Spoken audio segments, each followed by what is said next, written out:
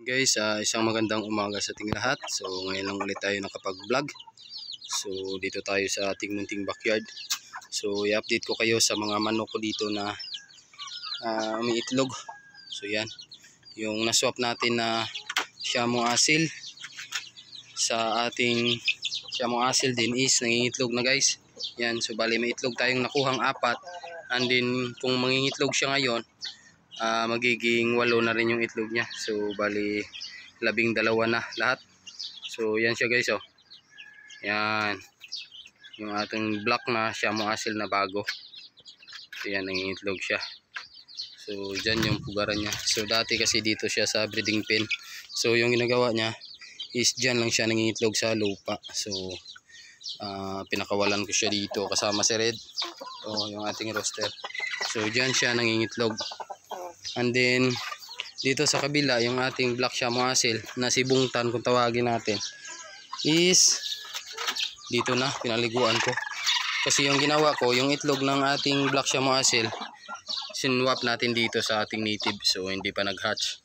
Pero yung nauna kasi itong maglimlim, so nag-hatch na yung mga itlog niya, pero wala, hindi nakasurvive kasi walang alam maglimlim to guys, oh. Yan, so tinanggal ko na, pinaliguan ko. So yan, may mga similya din yung ating native na yun na mga itlog, kaso basag, namatay lang.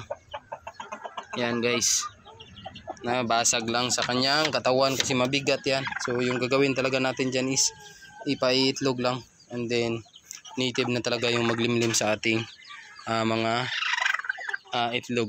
So yan guys, oh, bali may siyam siya na itlog dito, and then may isang native. So bali 10 itlog dito. So abangan natin kung ilang Shamo ba yung mahahatch dito. So ilang days na lang guys, mag-hatch na rin to. So i-update ko rin kayo sa ating mga native na pasisyo.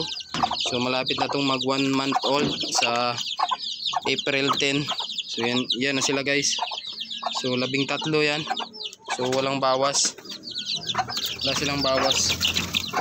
So masyadong mailap lang. Ayan sila guys, oh.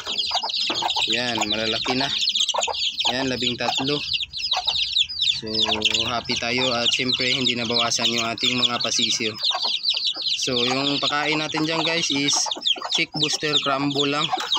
Yan, so pagkatapos na ng pakainin, yan, ubos na agad yung kanilang pagkain. Yan. So malapit na rin mangitlog to yung ating dalawang naswap rin na pulit. Yan guys, oh. Malapit na rin yan. So malaki na silang dalawa. Yan.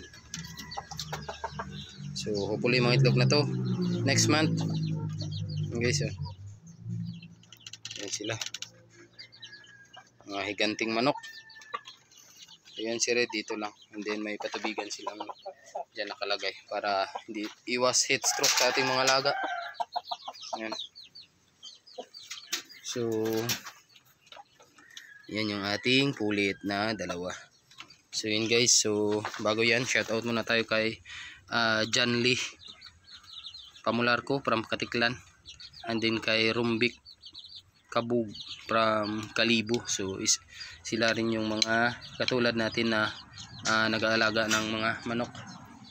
So yun guys, shout out sa inyong lahat. And then sa isa nating kababayang OFW kay Aquaros Farm from Persian Gulf, Qatar.